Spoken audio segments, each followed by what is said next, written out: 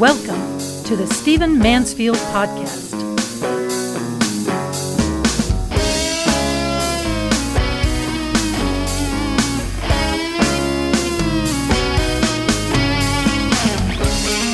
Well, welcome to the Stephen Mansfield Podcast. Delighted that you're joining me. I want to tread into some very dangerous territory in this podcast. I want to talk about the rising appeal of socialism. Now, obviously, the phenomenon of Bernie Sanders in this 2020 election season is stunning almost everyone. We weren't that surprised that he did as well as he did when he ran against Hillary Clinton in 2016. But now in 2020, he is within spitting distance of getting the Democratic nomination for president of the United States. He has won in Iowa. He has won in New Hampshire. He has won in Nevada. He's going to have a more difficult time in the South, where he doesn't have that much appeal among more conservative Southerners and certainly among African Americans. But if he wins Super Tuesday, if he takes additional territory in some of these elections, he will get the nomination, the Democratic nomination for president of the United States, and will run against Donald Trump. It is, in my opinion, virtually a suicide move on the part of the Democratic Party to run Bernie Sanders. However, the more important issue to me is to look at the cultural trends. What's going on? What's happening? How has this come about? What is the appeal? And I'll tell you that I am reminded of the words of Benjamin Franklin. Benjamin Franklin once said that when the people realize that they can vote themselves money, that will be the beginning of the end of the republic. This is a very, very important quote. When the people realize that they can vote themselves money, that will be the beginning of the end of the republic. So obviously, I believe that one of the primary appeals of Bernie Sanders on the American political stage has to do with support from people who want additional benefits. We have to remember in this country that only about half of all Americans pay taxes. The other half are largely cared for. They either don't earn enough or they have enough deductions. Only about half of all Americans pay taxes. And that tends to be, I'm not trying to be insulting here, but tends to be the underclass, tends to be people who are lower in the socioeconomic level. They don't pay taxes. They don't pay for the government goods and services that they consume. And by the way, lower socioeconomic folks tend to consume more government goods and services. So they consume more but pay for less. And this is becoming a major factor in American politics. It just is. And since a lot of those people can vote, the question is, how would they vote when a socialist stands up, and Bernie Sanders is a self-described socialist, and he says you need to have free medical care, you need to have free retirement, you need to have unemployment insurance, and perhaps be taken care of for the majority of your life. Your college needs to be free, etc., etc., etc. Well, there are some folks, and they tend to be in the more upper levels of socioeconomic spectrum, who say, well, how's that going to be paid for? Who's paying for that? Where's that coming from? But folks, in the other perspective, folks in the I'll call it the lower half, I'm not trying to be insulting, people who don't pay taxes, that half of America who doesn't pay taxes, they say, great, I want these benefits. I should have these benefits. These should be the benefits that I have as the right of being an American citizen. And so they will vote somebody who makes that kind of appeal. Well, the point here is that you do have what economists tend to refer to as an underclass, who will always vote themselves greater privileges. Now, before you think that I'm just hammering the poor and hammering those in need, let me say that part of the reason people are voting for Bernie Sanders is they're voting themselves privileges.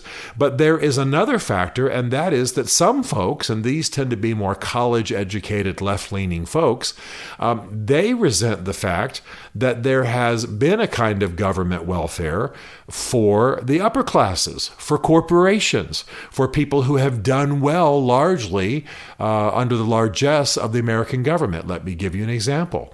Bernie Sanders goes around saying quite accurately that for Donald Trump to rise, for Donald Trump to achieve what he achieved, to own the buildings he's owned, to build the company he's built, to gain the reputation that he has gained as a real estate investor, as a businessman, as a deal maker, he received hundreds of millions of dollars in concessions, in grants, in tax suspensions, in various sorts of government benefits to him. In fact, the number that's usually used, and it is fairly accurate, is about $800 million worth of various forms of government benefits and aid for him to become the wealthy man that he has become. Well, obviously, a young, more left-leaning, college-educated group of people look at that and say, look, if we're going to help the rich, if we're going to help people become billionaires largely through government aid, shouldn't we be helping the poor? Shouldn't we be aiding people to go to college? Shouldn't we be breaking in on the student loan situation that's devastating people? Shouldn't we be providing health care in this wealthiest of all countries? Shouldn't we be providing health care for people in need, and not so much going with folks, helping folks like Donald Trump become wealthy in large part to some degree anyway. I'm not saying the majority of it was a result of this, but to some degree through government aid. And it's a legitimate question. Now, I want to tell you that I think there's time for the great equity to begin to hit our country. I think there's a movement we need to have. I'm a big believer in a flat tax. Do you know that if we taxed everyone, gave no exceptions or exemptions, and taxed everyone, no deductions, taxed everyone and only taxed them at a level of 10%. Think about that, just 10%. I don't know about you, but my taxes would go down 20 to 30%. If you taxed everyone only at a flat tax of 10%, revenues would increase. There would no longer be this tax industry that has arisen because of how complex the IRS is. You would no longer have government using the power of taxation to destroy and then, of course, benefit certain favored industries, et cetera, et cetera, et cetera. So you'd have everyone from the kid who makes $50 mowing yards all the way to the billionaire paying just 10%. I think we know that many of the nation's wealthy barely pay taxes because they can have the deductions. They can pay lawyers to sidestep these issues. They have strategies to avoid taxes.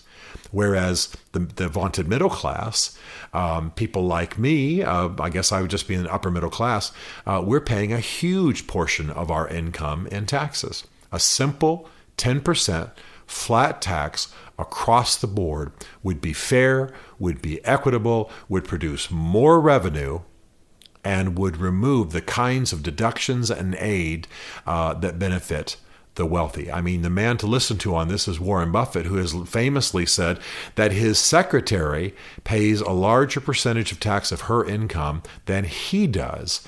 And he's a billionaire many, many, many, many times over. Now, the system's unfair, the system's not working, and as a result, people look at Bernie Sanders and say, look, I don't really care if the man looks like a fool on 60 Minutes or not, saying that he has no idea what some of these programs are going to cost. If somebody's going to be benefited, if there's going to be a lien by our government, let it be towards the poor and the needy and not towards the rich, which is where it has been to a large extent up till now. So the appeal that socialism has is in part by people who just simply consume government services and benefits without paying for them, that half of America that does not pay taxes. And the other part are intelligent people who are drawn by socialism because they look at the inequities, they look at the benefits going to the rich, they look at the way that the tax system is unfair, etc., and they say, look, if there's going to be an unfairness, let it be towards the poor, let it be towards students, let it be towards immigrants, let it be towards those who are rising and trying to live out the American dream, and not so much the fat cats. Now, The problem, of course, with both of these perspectives is that it does not ask big boy questions about how these things are paid, and more importantly, what kind of society will we have if taxes are sky high, if the means of production are largely owned by the state, etc. We will be moving into the socialist communist realm, and those systems always fail. So people who are voting what benefits they can get for themselves, people who are voting as Benjamin Franklin predicted, will vote basically learning that they can vote themselves money. They're not asking what kind of society we're going to have ultimately. They're not asking what we're going to produce. And I would suggest that the college educated crowd that I've mentioned, they're not asking smart questions either. They're reacting. They're not asking, what will it do? Who do you tax? Where does the production of a society come from? If you are taxing out of existence businesses, which, by the way, is happening in this country right now, and you are trying to benefit a group of people for who do not, in turn, pour back into the system. How long is that going to last? How long can that last before you have a completely unstable economic situation and you have the fall of nations, which has happened? I've just recently been reading a book about England in the 1970s and 1980s, and it's stunning how close England came before Margaret Thatcher's reign to an absolute economic collapse, largely on the basis of the pressures of socialism, the very kind of stuff that Bernie Sanders is recommending today. And yet I can understand the appeal of someone voting money for themselves. I can understand the appeal of someone saying, well, look, if we're going to have someone benefited unfairly, let it be the poor and students, etc. I can understand the appeal of a demagogue like Bernie Sanders promising breads and circuses, promising all kinds of benefits, and having, of course, no means, no plan for how those things are going to be paid for other than simply increase taxes on the rich. So there's an appeal of socialism that comes from some misguided but still noble motivations, the college-educated crowd that's leaning left in its politics.